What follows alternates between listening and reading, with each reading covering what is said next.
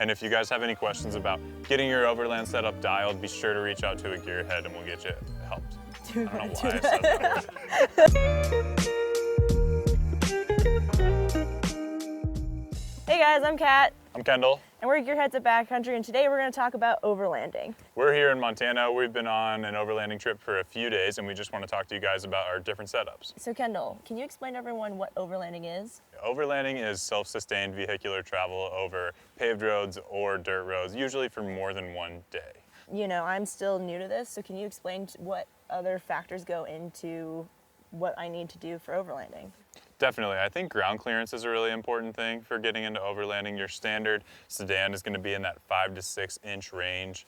This is going to limit you to like pretty well maintained, smooth dirt roads. We're both in that like 8 to 9 inch range with our SUV and crossover here. This is going to kind of open up the doors to a little bit more technical terrain, but once you get into like trucks and 4x4s, you're going to be seeing like 10 plus inches of ground clearance, and that's when you can like, start to push it on like some of the more technical off-road vehicle specific type trails. Another good note too is like tire choice. You have some like standard kind of all-season tires. This is what you're going to typically see like when you purchase a vehicle. This is still a pretty good choice and is going to be really efficient on the highway. So like depending on that ratio that you're doing between dirt road driving and asphalt, this can actually be a really good pick. On my car I have all-terrain tires.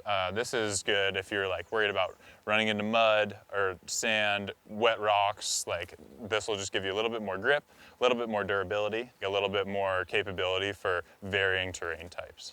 Some additional things that you're going to want to make sure that you're carrying are going to be jumper cables, right? That's always good if you're in a remote terrain. A tow strap, just in case, someone inevitably gets stuck. A shovel for the same reason. You can move dirt around to help the vehicle gain traction if it's sinking in mud or something along those lines.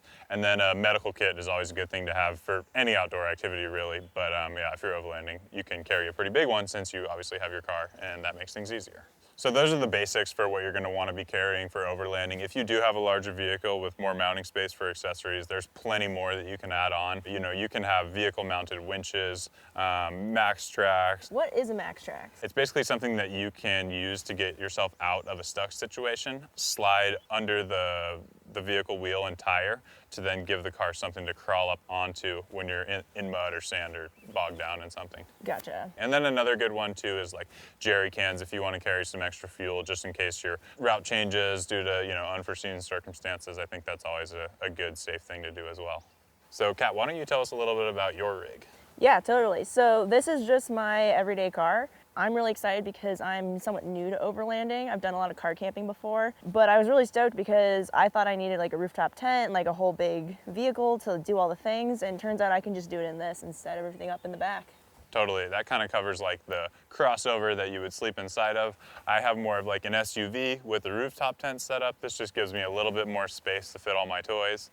And then of course you see like all the big 4x4 and truck overlanding rigs, but you really don't need something that big to get into the space. It just gives you a little bit more room for gear and accessories as well. Cool, that's basically like sleep systems. You're on top of your car, I'm inside my car. Let's talk about what goes in our cars. Definitely. From an organizational standpoint, I kind of like started with my roof rack tray, which actually fits this front runner table inside the slimline tray. So that saves me some space inside of my car where I mostly just rely on my cooler. And then I have another matching Roam bin for like basically all of my camp kitchen stuff. When I'm camping here like we are now, I have my clothes up top, and then when we're driving, I just swing my duffel on down, and that pretty much is the rundown. Cool, yeah, and for me, I use a nice big sleeping pad for the back of my trunk. Honestly, just feels like I'm on a regular mattress at home. You can do either a half size if you're just by yourself, or you can do a double for a couple people in the back.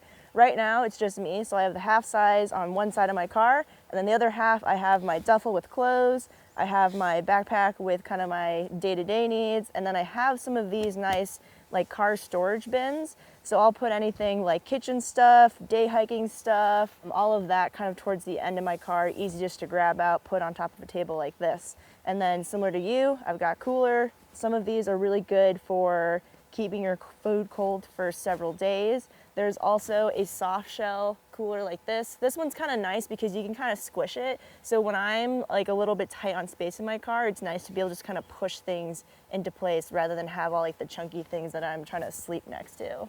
I have a Goal Zero in my car, which is nice for like charging my phone if we're gonna be staying in one place for a long time and I'm not gonna be running my car for a little while. If you do have a power bank like that, a lot of people like to run Dometic electronic fridges instead of a cooler, and then you don't have to worry about tracking down ice every few days and draining and all that stuff. So that's a nice food storage solution. Yeah, and then in line with the food, we've got our 2-burner stove. There's several different options. You can get one that has a nice windshield. This one I really like. It's pretty minimal. It's very slim. It's literally just this little flat piece, and it packs down really well into my car. Yeah, it comes with that sweet carry case, which is like super protective and kind of makes it like chuck proof, which I really like. I also have a different Coleman stove. It runs with some griddles that I really like. I like the griddles because they don't take up as much space as like a typical potter pan. They just fit really flat and I can just stick it in my bin and it's easy, worry-free. And I know you have a bin, since you have extra trunk space and you have plates and bowls and cups and all the things. For me, since I'm a little bit more limited on space, I like to use kind of some of these pieces that pack up really well. So it's 2 bowls, 2 forks and spoons, couple cups, and that just comes into one little stuff sack. And then you can also get these like collapsible cups like these, so they pack down really nice when you want to check it into your bag. This is my water container. I like to roll with a bunch of water. I'm usually with a bigger group, so this is a 6-gallon. Is this what you're using for water? Yes, I've got this one for water. I also have a water filter, so as I go, I can just fill up at some streams or lakes. Self-sustained, I love it. All right, so for hanging around camp, it's always nice to have a nice camp chair. We have a couple different options here. Kendall has this nice like lounge chair. It's a little bit bigger. The frame, it just kind of folds together like this. For me, I have a backpacking chair. This thing packs up nice and small. It's quite light, which I like, so it fits into my car really well. Beyond that, when it gets dark out, we'll need lighting. I like to have a lantern. This one's nice because it folds down the legs, so you can just kind of pop it around your camp setup, or you can hang it, for me, in my car, but also in a tent or in your rooftop tent as well. Yeah, I always make sure to hang one in there. It's nice for reading and like changing clothes up there. And then when you're just kind of put the fire out, you're ready to go to bed, you're just taking care of the last things, brushing your teeth, whatever, it's always nice to have a headlamp so you can see your way around. Yeah, definitely. I make sure to keep headlamps kind of stashed everywhere so that I can always get to them easily because I tend to wait until it's a little too dark. Yeah, I usually just have one, but I always put it in the same exact spot so I know exactly where it is. Yeah, whatever works, right? That's a wrap on our intro to overlanding video. If you guys want to see a video specifically about hard shell versus soft shell rooftop tents, check that out in the description below. And if you guys want any more deep dives into gear, please comment, let us know. Otherwise, subscribe and like to our channel. And if you guys have any questions about your overlanding setup, be sure to reach out to a Gearhead and we'll get you sorted. Cool, we'll see you guys out there. Yeah.